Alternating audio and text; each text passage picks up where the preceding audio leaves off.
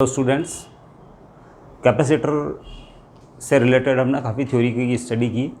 इस बार हम spherical capacitor और सिलेंड्रिकल कैपेसिटर के बारे में बात करेंगे। इस वीडियो के अंदर मैं स्फेरिकल कैपेसिटर की कैपेसिटेंस का फॉर्मूला है जो मैं आपको डिराइव करूँगा। अब बच्चों, डिराइवेशन करने से पीछे जो लॉजिक है कि अगर थोड़ा सा भी कोई चेंज आता है तो आप उस प्रोसीजर से जो पास होते हैं उससे आपका नॉलेज लेवल बढ़ता है और आप कॉन्सेप्चुअल क्वेश्चंस को सॉल्व कर सकते हैं। इसलिए जो मैंने इस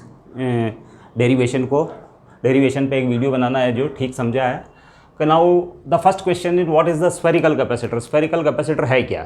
तो spherical capacitor is consist of to concentric metallic shells, understand, one of smaller radius and another of bigger radius, understand. तो इस टाइप से आपके पास है जो दो शेल होंगे।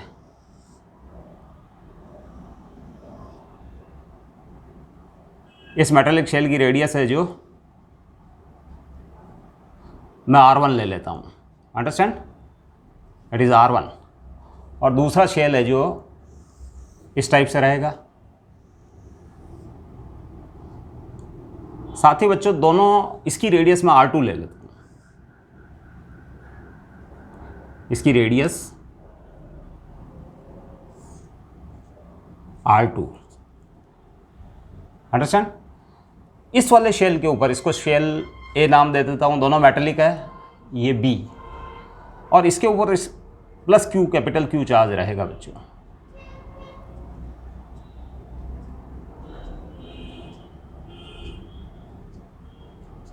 पॉजिटिव टाइप का प्लस क्यू चार्ज मैं इसको दे रहा हूँ। नेगेटिव भी हो सकता है। अगर इस पर नेगेटिव होगा तो इस पर जो बच्चों, चूंकि ये मेटालिक शेल है बी वाला, तो इसके ऊपर नेगेटिव चार्ज इंड्यूस होगा बच्चों, नेगेटिव चार्ज।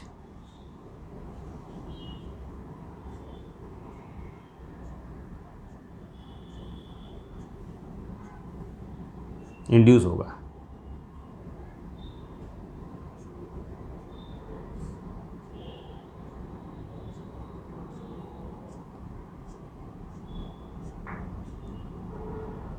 अंडरस्टैंड। तो इस पर पॉजिटिव चार्ज प्लस क्यू और इस पर नेगेटिव चार्ज माइनस क्यू, ठीक है ना। तो spherical capacitor is pair of two conductors, two spherical metallic shells having equal and opposite charges on their opposite faces.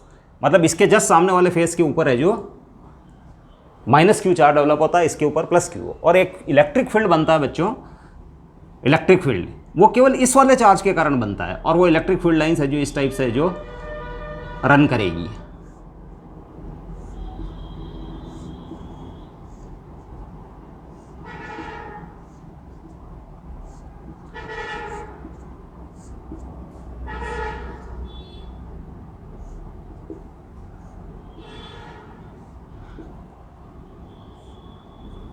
इस टाइप से यहाँ बच्चों इलेक्ट्रिक फील्ड इंटेंसिटी जीरो होती है इस वाले शेल के अंदर। क्यों? क्योंकि हमने एक वीडियो के अंदर है जो पढ़ा है, मैंने बताया है आपको वीडियो के अंदर कि electric field intensity inside a conductor whether it is charge और नॉट इज ऑलवेज जीरो। इसके अंदर भी है जो फील्ड इंटेंसिटी जीरो रहेगी, understand.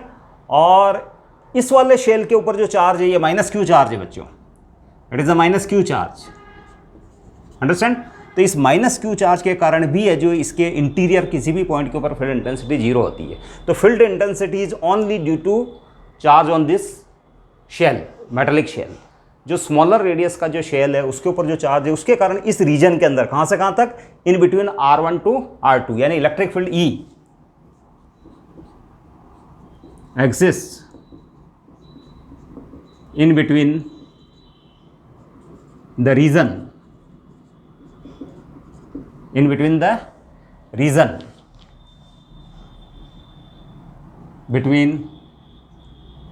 in between the region of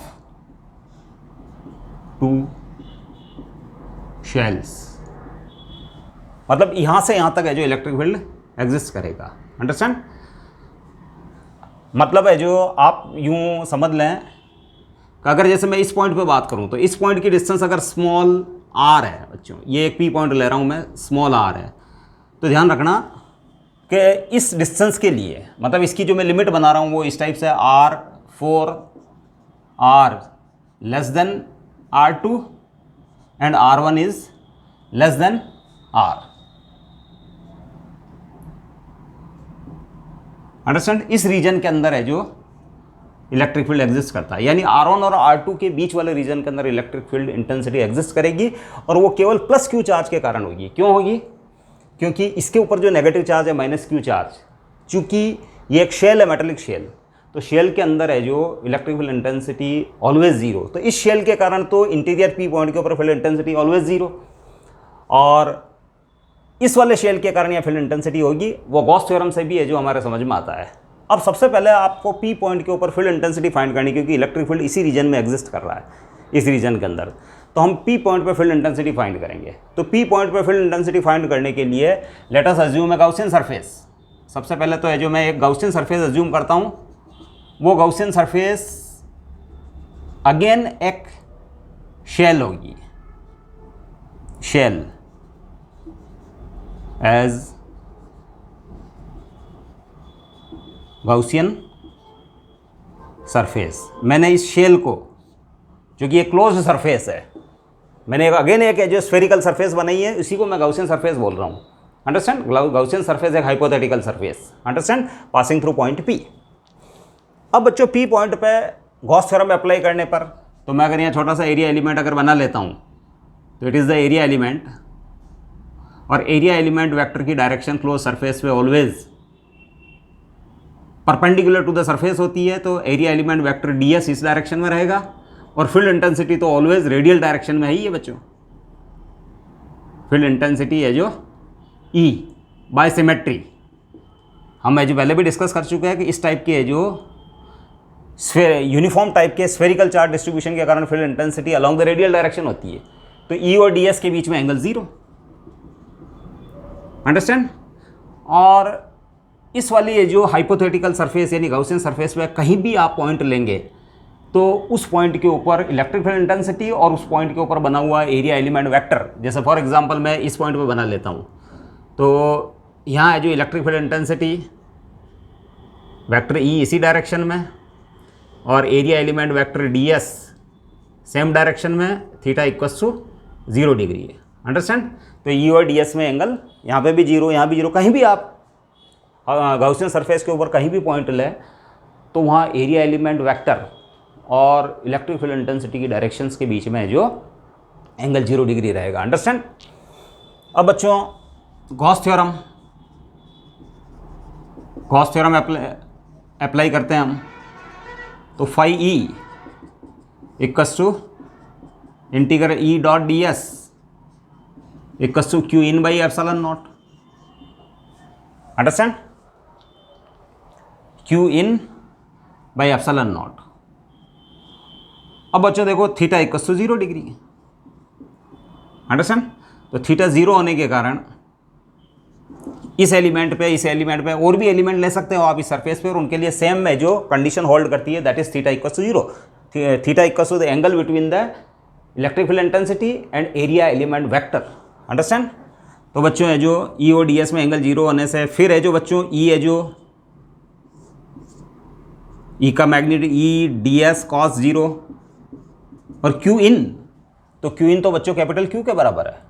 इस शेल के अंदर, इस वाली गाउसियन सरफेस के अंदर जो चार्ज आ रहा है, वो चार्ज है जो इस शेल के ऊपर है, दैट इज प्लस क्यू। तो यहाँ आ जाएगा बच्चों plus Q, that is epsilon not.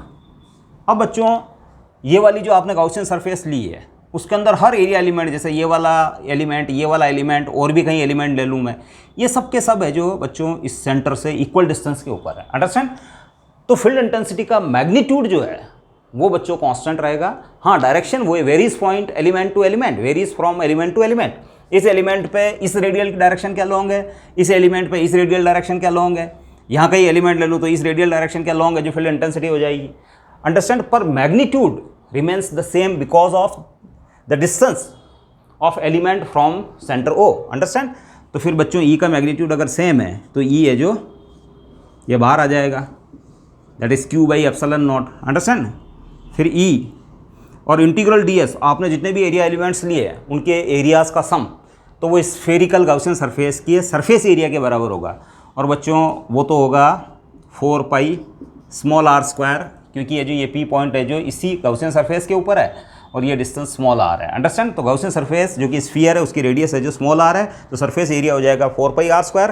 तो इंटीग्रल ds है ना, जो कि क्लोज सरफेस पे, ये सर्कल शो करता है क्लोज सरफेस पे इंटीग्रल लिया जा रहा है, तो into 4πr² equals to Q/ε0 implies E equals to Q/4πε0 r²। और अगर आप इसको वेक्टर नोटेशन में लिखना चाहो तो वेक्टर नोटेशन में आप इस टाइप से लिख सकते हो, in vector notation vector E equals to Q/4πε0 r² and r²। और ये सब डेरिवेशन हमें जो हम पहले कर चुके हैं। अंडरस्टैंड। मेरे प्रीवियस वीडियो के अंदर एप्लीकेशन ऑफ गॉस थ्योरम के अंदर है जो मैंने जो एक क्योंकि ये जो एनसीईआरटी के अंदर शेल वाला केस है, अंडरस्टैंड, तो एनसीईआरटी के अंदर है जो शेल वाला uniformly charged thin spherical shell के कारण फील्ड इंटेंसिटी आउटर पॉइंट पे, इनर पॉइंट पे और सरफेस पे, वो तीनों केस है जो मैंने उस एप्लीकेशन वाले वीडियो के अंदर है जो गॉस थ्योरम के एप्लीकेशन वाले वीडियो में डाल रखा है। तो फील्ड इंटेंसिटी का ये फॉर्मूला मैंने उस समय भी डिराइव किया था। अंडरस्टैंड। तो फील्ड इंटेंसिटी है जो केवल है जो बच्चों इसके कारण आ रही है, इस चार्ज के कारण, Q के कारण। अंडरस्टैंड।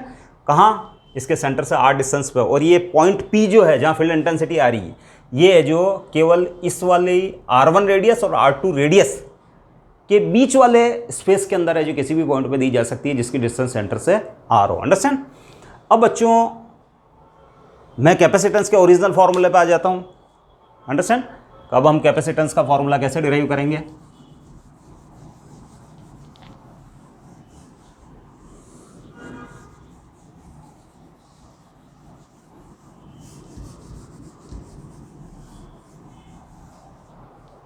हाँ, now we know that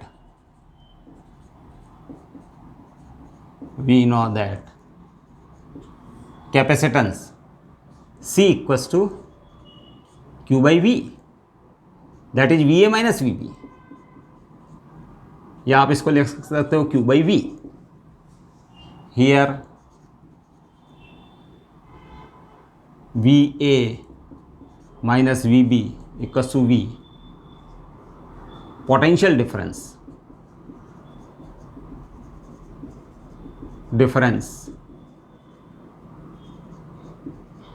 between A and B। ये जो मेटालिक शेल दिए हुए हैं उनके बीच का पोटेंशियल डिफरेंस है बच्चों।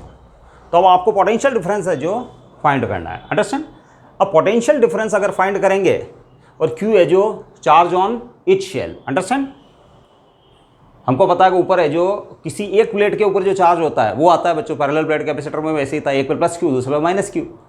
तो यहाँ पे भी है जो बच्चों इस अंदर वाले शेल के ऊपर प्लस Q चार्ज है, तो प्लस Q चार्ज को अपन है जो जनरली है जो इस स्फेरिकल कैपेसिटर का चार्ज मान लेंगे।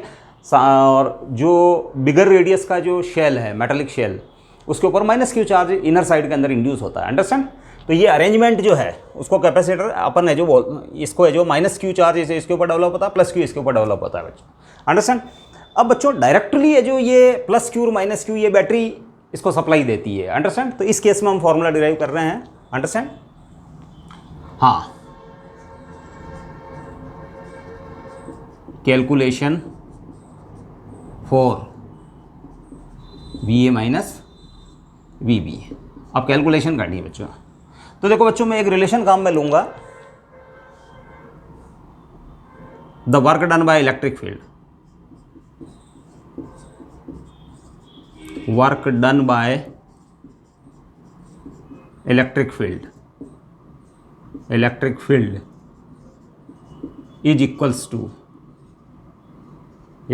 To negative of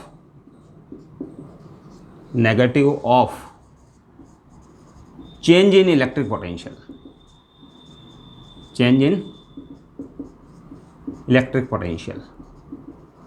understand. ये स्टेटमेंट है जो मैंने काम में लिया है। इसको मैथमेटिकली हम ऐसे लिख सकते हैं, मैथमेटिकली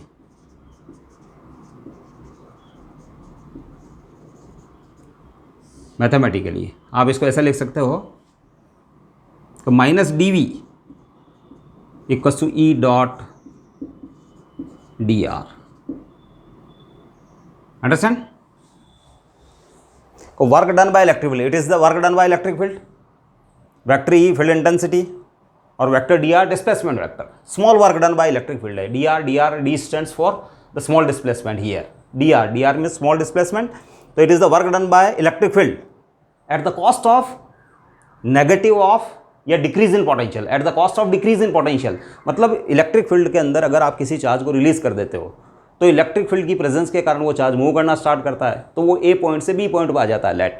तो उस कंडीशन के अंदर बच्चों इक्वल अमाउंट की पोटेंशियल एनर्जी का लॉस होता है। तो चूंकि +1 कूलम्ब के लिए आप ये कैलकुलेशन कर रहे हो तो इक्वल अमाउंट की पोटेंशियल एनर्जी डिक्रीज हो जाती है। आप उसको du को आप -dv को आप -dv भी लिख सकते हो, क्योंकि ये जो +1 कूलम्ब के लिए जो वो इलेक्ट्रिक पोटेंशियल होती है, उसकी पोटेंशियल एनर्जी इलेक्ट्रिक पोटेंशियल के बराबर होती है। अंडरस्टैंड? तो बच्चों change in potential energy for +1 coulomb, जिसको आप क्या कह सकते हो, decrease in electric potential when charge move from one point to another point they which are very close to each other. Understand? तो बच्चों अगर मैं इसको जो ऐसे एक्सप्लेन करूं, मैं यहाँ जैसे फॉर एग्जांपल ये आपका इनर शेल, ये आउटर शेल, इस पे प्लस चार्ज प्लस क्यू, इस पे माइनस क्यू। अब बच्चों रेडियल डायरेक्शन में ये सेंटर ओ है तो इसकी रेडियल डायरेक्शन है जो बच्चों बन रही है जैसे ये रेडियल डायरेक्शन। तो बच्चों ये पी पॉइंट यहाँ जैसे ये पी पॉइंट, अंडरस्टैंड? और ये जो पी पॉइंट की ये जो डिस्टेंस है जो यहाँ से यहाँ तक स्मॉल आर है, और ये क्लोज पॉइंट है बच्चों क्यू, और यहाँ है जो यहाँ से यहाँ तक का डिस्प्लेसमेंट है बच्चों D R, it is D R, P से Q, P and Q are very close. Understand? ये रेडियल डायरेक्शन है बच्चों। Understand? Electric field intensity that is radial direction, in radial direction, इस डायरेक्शन में। अच्छा, यहाँ बाहर नहीं बना सकते हम, क्योंकि बाहर है जो इलेक्ट्रिक फील्ड इंटेंसिटी 0 बच्चों, बाहर मैंने यहाँ भी कोई फील्ड लाइन नहीं बनाई है। अंडरस्टैंड?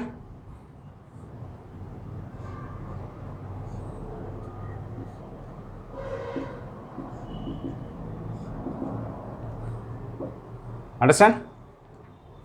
अब बच्चों यहाँ से यहाँ तक P से Q तक small work done E dot D R. Understand? और E की डायरेक्शन इसी डायरेक्शन में, E भी इसी डायरेक्शन में बच्चों, P से Q की ओर, और डी आर डिस्प्लेसमेंट भी इसी डायरेक्शन में।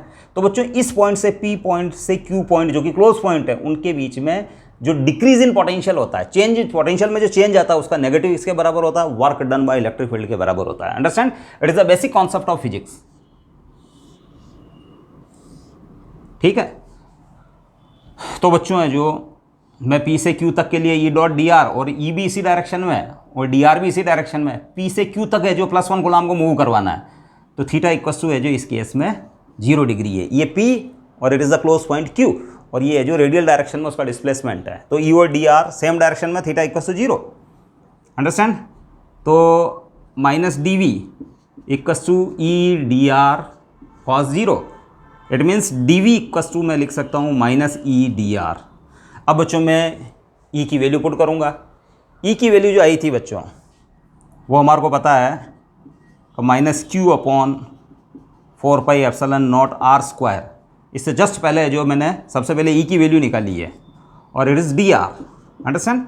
अब बच्चों मैं इसको इंटीग्रेट करने जा रहा हूँ, डी वी है ना, इस वाले टर्म को मैं इंटीग्रेट करूँगा। तो integrating the about term, integrating the above term. Understand? और इंटीग्रेशन की लिमिट्स मैं R1 से R2 के लिए इसको मैं इंटीग्रेट करूंगा बच्चों, इस वाले एक्सप्रेशन को। अंडरस्टैंड? तो मैं जो इसको इंटीग्रेट करके बताता हूं आपको व्हाट हैपन्स।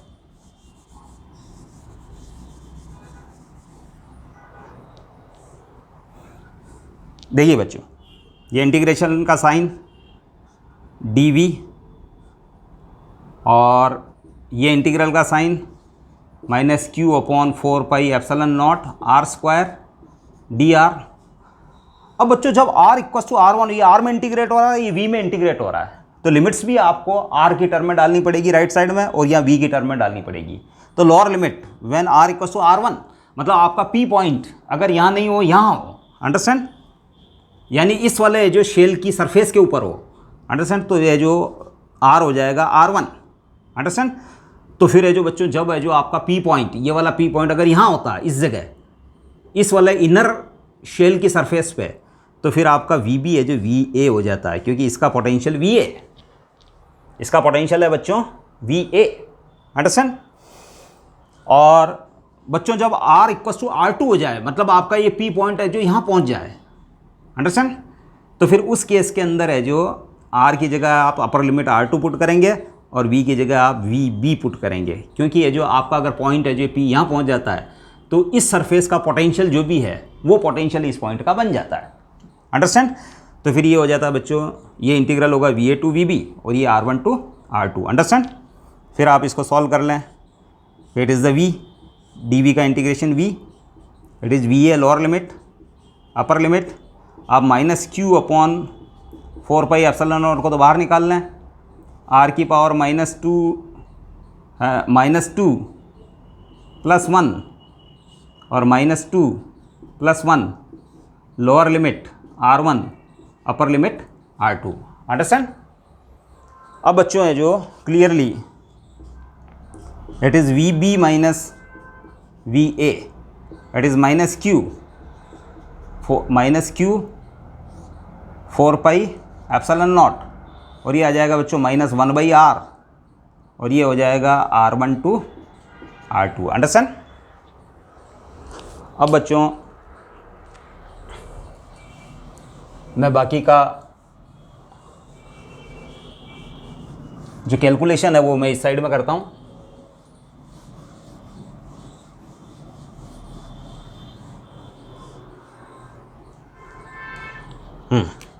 अब मैं वैल्यू पुट कर दूंगा बच्चों, तो it is VB minus VA और ये हो रहा है बच्चों -Q upon 4 pi epsilon not -1 upon R2 -1 upon R1। Understand. -1 upon R1। अब बच्चों अगर मैं इस माइनस वाले साइन को इस साइड में शिफ्ट कर दूं तो it becomes VA minus VB